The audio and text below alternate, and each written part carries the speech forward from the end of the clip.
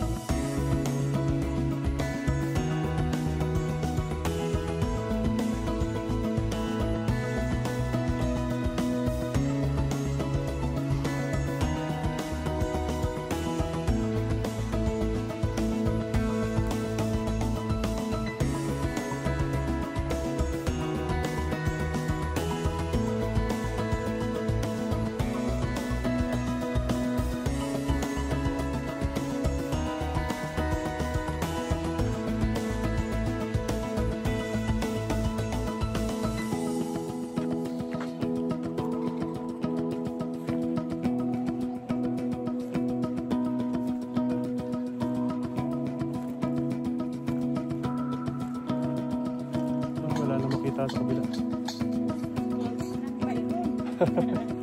Wala na.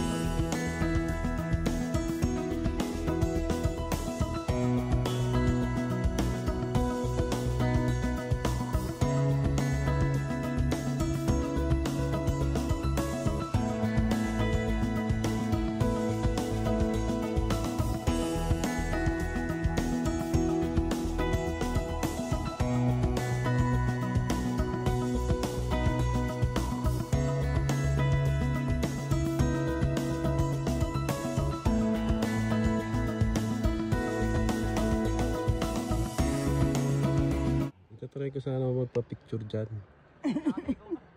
Kaso alam mo na. Ang Mount Olis Viewpoint ay isang nakatagong hiyas na matatagpuan sa kaakit-akit na rehiyon ng Atok, Benguet, sa bayan ng Paway, na kilala sa kahanga-hangang natural na kagandahan at kalmado na kapaligiran. Habang umaakyat ka, mamamangha ka talaga sa iyong makikita, napakagandang tanawin.